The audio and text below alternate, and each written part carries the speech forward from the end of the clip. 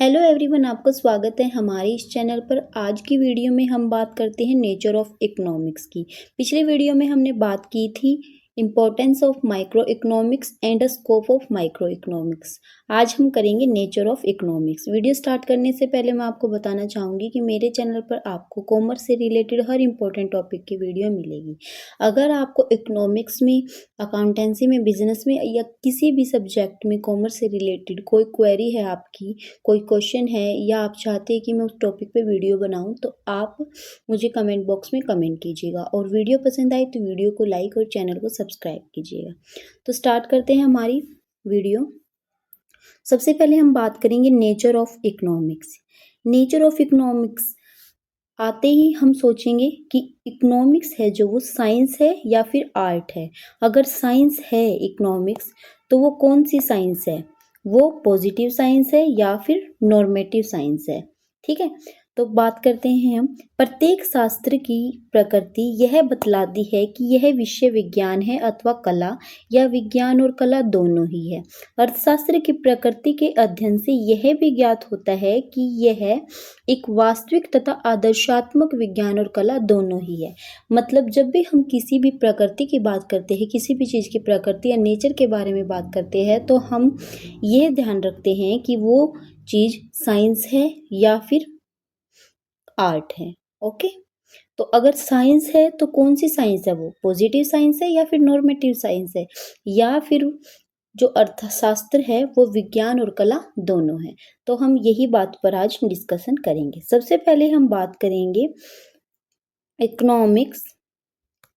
Economics is a science. Economics is a science, इसके बारे में हम बात करेंगे। इकोनॉमिक्स साइंस कैसे है? Economics is a science. Pro Seligman के अनुसार विज्ञान दो प्रकार का हो सकता है। एक होता है आपका सामाजिक विज्ञान तथा दूसरा होता है प्राकृतिक विज्ञान, social science and a natural science. अर्थशास्त्र एक सामाजिक विज्ञान है क्योंकि इसका संबंध मनुष्य से है। हम क्यों बोलते हैं कि अर्थशास्त्र एक सोशल साइंस है? क्यों बोलते हैं? क्योंकि इसका जो संबंध होता है, जो इसका रिलेशन होता है, वो किससे होता है? मनुष्य से, आदमियों से इसका रिलेशन होता है। जबकि भौतिक शास्त्र, रसायन शास्त्र आदि प्राकृतिक विज्ञान है। हम इसको भौतिक शास्त्र नहीं बोलते, रसायन शास्त्र नहीं बोलते, इसको आदि प्राकृतिक, क्योंकि वो सारे क्या है? प्राकृतिक विज्ञान है। लेकिन जो इकोनॉमिक्स है, इसमें मनुष्य से संबंधित क्रियाओं की सारी चीजों का अध्ययन किया जाता है, इसलिए हम इसको बोलते हैं सोशल साइंस। अर्थशास्त्र के सामाजिक विज्ञान होने के पक्ष में निम्नलिखित तर्क दिए जा सकते हैं। मतलब हम इसको सामाजिक विज्ञान क्यों कहते हैं, किस आधार पर हम इसको सामाजिक विज्ञान कहते हैं इकोनॉमिक्स को? जो फर्स्ट आपका पॉइंट है वो है क्रमागत अध्ययन या फिर सिस्टमैटिक स्टडी। एक सामाजिक विज्ञान के रूप में अर्थशास्त्र में मनुष्य के व्यवहार का क्रमागत अध्ययन किया जाता है। इसका केंद्र बिंदु है उपभोक्ताओं की अधिकतम संतुष्टि, उत्पादकों के अधिकतम लाभ तथा समाज के अधिकतम सामाजिक कल्याण के लक्ष्यों को प्राप्त करना। देखो, सामाजिक विज्ञान में क्या होता है? समाज के कल्याण के बारे में सोचा जाता है ना, समाज के कल्याण के बारे में। जब भी हम सोशल साइंस की बात करते हैं तो सोशल साइंस में मनुष्य के कल्याण के बारे में बात की जाती है। तो इसी तरह हमारे इकोनॉमिक्स में भी सिस्टमैटिक स्टडी की जाती है, और इसमें भी मनुष्य को संतुष्ट करने के लिए सारी क्रियाएं की जाती है। जैसे जो सोशल साइंस होता है आपका, सोशल साइंस में उपभोक्ताओं को संतुष्ट किया जाता है, उत्पादकों को भी मतलब अधिक लाभ हो, और समाज के कल्याण का भी अधिकतम सामाजिक कल्याण के लक्ष्य को प्राप्त करना होता है। ऐसे ही हमारे इकोनॉमिक्स में भी होता है। इकोनॉमिक्स में भी हम उपभोक्ता की संतुष्टि, उत्पादकों को लाभ हो और समाज के कल्याण को ध्यान में रखते हैं, जैसे सोशल साइंस में रखते हैं। इसलिए हम इसको क्या बोलते हैं? सिस्टमैटिक स्टडी या फिर सोशल साइंस। ठीक है, ये आपका फर्स्ट पॉइंट था। दूसरा पॉइंट आपका क्या है? Scientific law. जैसे सोशल साइंस के साइंटिफिक लॉ होते हैं ना, वैसे ही आपके इकोनॉमिक्स के होते हैं। अर्थशास्त्र के नियम जैसे मांग का नियम, पूर्ति का नियम आदि वैज्ञानिक नियम है। ये सारे जो नियम हैं आपके साइंस के ही नियम है। ये नियम विभिन्न चरों के कारण तथा परिणाम, मतलब किसी न किसी चीज का कोई ना कोई कारण होता है और उसका कोई ना कोई परिणाम होता है। जैसे अगर मांग घटी है या बढ़ी है, उसका कोई ना कोई कारण होगा और उसका परिणाम भी होगा। में संबंध स्थापित करते हैं। मांग के नियम से प्रकट होता है कि किसी वस्तु की कीमत बढ़ने पर उसकी मांग कम हो गया। आपको पता ही है, ये बात तो सच है, जब भी किसी वस्तु की कीमत बढ़ती है तो उसकी मांग जरूर कम होती है। इसी प्रकार यह नियम कीमत में होने वाले परिवर्तन जो कि कारण है, कारण क्या है, कीमत में परिवर्तन हुआ, उसका परिणाम क्या हुआ, हमारी मांग कम हो गई। इसी तरह जैसे सोशल साइंस में नियम होते हैं ना, इसी तरह आपके इकोनॉमिक्स में नियम होते हैं, इसीलिए इसको हम सोशल साइंस बोलते हैं, क्योंकि इसके जो लॉ है, जो इसके नियम है, वो सारे क्या होते हैं, साइंटिफिक, मतलब बिल्कुल करेक्ट होते हैं। कोई ना कोई क्योज, कोई ना कोई उसका इफेक्ट होता है। जैसे मैंने आपको अभी मांग का नियम बताया था कि अगर कीमत बढ़ी है, कीमत क्या है, कारण, उसका परिणाम क्या होगा, हमारी मांग कम हो जाएगी। ठीक है, 2 पॉइंट हो गए आपके, सिस्टमैटिक स्टडी की वजह से इसको सोशल साइंस बोलते हैं और साइंटिफिक लॉ। और थर्ड पॉइंट है आपका वैलिडिटी ऑफ लॉज। क्या है थर्ड पॉइंट आपका, नियमों की सत्यता या वैलिडिटी ऑफ लॉज। प्रत्येक विज्ञान अपने नियमों की सत्यता की जांच भी करता है। अर्थशास्त्र के नियम की सत्यता की जांच की जा सकती है। अर्थशास्त्र प्राकृतिक विज्ञान जितना निश्चित नहीं है, परंतु यह भी एक विज्ञान है। यह एक सामाजिक विज्ञान एवं कला है जो आर्थिक समस्याओं और नीतियों का वैज्ञानिक तरीके से अध्ययन करता है। इसका उद्देश्य एक अर्थव्यवस्था की विभिन्न आर्थिक संस्थाओं में वृद्धि तथा स्थिरता प्रदान करना है। मतलब इसके जो नियम होते हैं, जैसे सोशल साइंस के नियम हमेशा क्या होते हैं, सत्य होते हैं, लेकिन अर्थशास्त्र के नियम भी सत्य होते हैं, लेकिन हम हमेशा ये नहीं बोल सकते कि वो हमेशा सत्य होते हैं। ये थोड़ा पॉइंट आपको डाउटफुल लगेगा, लेकिन ये पॉइंट हो सकता है कि मोस्टली जो बातें होती है, मोस्टली जो नियम होते हैं अर्थशास्त्र के, वो हमेशा सत्य होते हैं, लेकिन हमेशा सत्य नहीं होते। कब सत्य नहीं होते वो, जैसे मांग, हम ऐसे बोलते हैं जैसे कीमत बढ़ने से मांग कम होगी, जरूरी नहीं है कि कीमत बढ़ने से मांग हमारी कम ही हो। जो अमीर है, जो रिच पीपल है, वो क्या करेंगे, कीमत बढ़ने पर भी उस चीज को खरीद पाएंगे। तो यहाँ पर ये नियम लागू नहीं होता। तो कई बार हो सकता है कि आपके जो अर्थशास्त्र के जो नियम हैं वो क्या है, वो सच ना हो। ठीक है, उसके बाद आप बात करते हैं, सोशल साइंस की बात कर ली कि हमारी जो इकोनॉमिक्स है वो एक सोशल साइंस है। उसके बाद इकोनॉमिक्स, अर्थशास्त्र एक वास्तविक तथा आदर्शात्मक विज्ञान। Economics A positive and a normative science. हम इसको कैसे बोल सकते हैं कि पॉजिटिव साइंस है या फिर नॉर्मेटिव साइंस है। Economics is a positive science. हम इसको पॉजिटिव साइंस कैसे बोल सकते हैं, वास्तविक विज्ञान वह विज्ञान है जिसमें किसी विषय की सही तथा वास्तविक स्थिति का अध्ययन किया जाता है। एक विज्ञान के रूप में अर्थशास्त्र के कथन वास्तविक कथन होते हैं। वास्तविक कथन वे कथन होते हैं जिनसे ज्ञात होता है कि क्या है, क्या था, ठीक है, क्या होगा। जैसे हम सोचेंगे कि किसी वस्तु की मांग क्या है, उससे पहले क्या थी और आने वाले टाइम में क्या होगी। ठीक है, हम इसमें क्या करते हैं, what is, what was, what ought to be. ठीक है, इन कथनों की जांच की जा सकती है। हम इन कथनों के तथ्यों के आधार पर जांच करके यह नतीजा निकाल सकते हैं कि कथन सही है या फिर गलत है। ये कथन किसी प्रकार की सलाह नहीं देते। वास्तविक अर्थशास्त्र के अध्ययन से ज्ञात होता है कि आवश्यकताएं असीमित है। आपकी जो आवश्यकता है वो क्या है, असीमित है। उन्हें पूरा करने वाले अधिकतर साधन दुर्लभ है, मतलब कम है। जितनी आपकी आवश्यकताएं हैं उनको पूरा करने के लिए जो हमारे पास साधन है वो लिमिटेड है। इन दुर्लभ साधनों के अनेक उपयोग है। ये सभी बातें वास्तविक है। एक वास्तविक विज्ञान तथ्यों के बारे में किसी प्रकार का सुझाव नहीं देता। ठीक है, कि मतलब हम पॉजिटिव साइंस में क्या करते हैं कि क्या था, क्या है और क्या होगा। ठीक है, उसके बाद economic is a normative science. अनेक प्रसिद्ध अर्थशास्त्री जैसे मार्शल, सबसे उसके बाद बात करते हैं हम अर्थशास्त्र का दर्शात्मक विज्ञान के रूप में, economics as a normative science. अनेक प्रसिद्ध अर्थशास्त्री जैसे मार्शल, पीगू आदि यह मानते हैं कि अर्थशास्त्र एक आदर्शात्मक विज्ञान भी है। मतलब को बहुत सारे जो आपके अर्थशास्त्री है वो उसको नॉर्मेटिव साइंस बोलते हैं, आदर्शात्मक विज्ञान बोलते हैं। क्यों बोलते हैं, आदर्शात्मक विज्ञान वह विज्ञान है जिसके अध्ययन से यह ज्ञात होता है क्या होना चाहिए। हमने क्या किया, हमने पॉजिटिव साइंस में तो क्या किया, क्या था, क्या है और क्या होगा। लेकिन हम नॉर्मेटिव साइंस में क्या करते हैं, क्या होना चाहिए। जैसे किसी वस्तु की कीमत क्या थी, क्या है और क्या होगी, इसका अध्ययन हमने किस में कर लिया, पॉजिटिव साइंस में। लेकिन नॉर्मेटिव साइंस में हम क्या करेंगे, क्या होना चाहिए। ठीक है।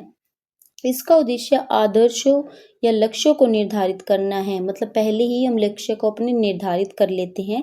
यह विज्ञान समस्याओं को सुलझाने के लिए सुझाव भी देता है। उदाहरण के तौर पर एक आदर्शात्मक विज्ञान के रूप में अर्थशास्त्र कई प्रकार के सुझाव देता है। जैसे कीमत में स्थिरता पाई जानी चाहिए, मतलब कीमत हमारी स्थिर होनी चाहिए, ना ज़्यादा ना फिर कम।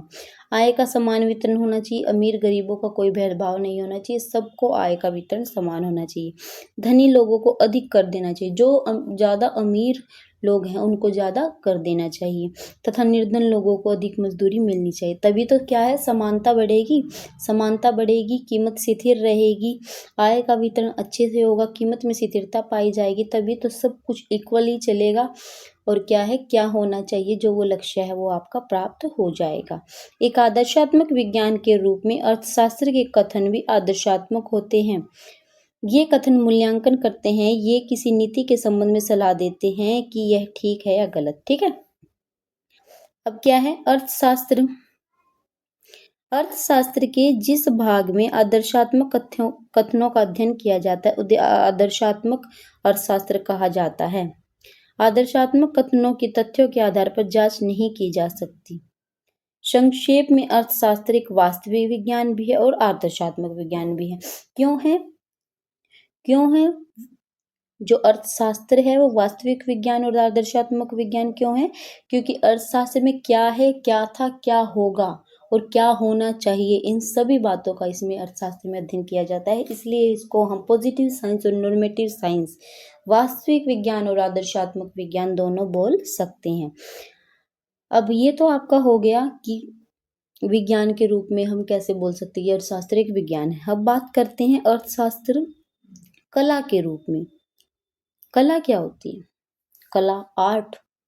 क्या होती है, कला आर्ट होती है। अर्थशास्त्र कला के रूप में, इकोनॉमिक्स एज एन आर्ट। हम इकोनॉमिक्स को आर्ट क्यों बोल सकते हैं, जैसे आपने कोई सिलाई सीखी, सिलाई सीखने के बाद आप उस प्रोफेशन को आगे बढ़ा रहे हो, आपकी वो कला थी। ऐसे ही कोई आपको ड्राइंग, जैसे आपको ड्राइंग बनानी आती है, आप ड्राइंग को सीख के उस क्या बन जाते हो, अच्छी ड्राइंग करने लग जाते हो, वो आपकी कला है।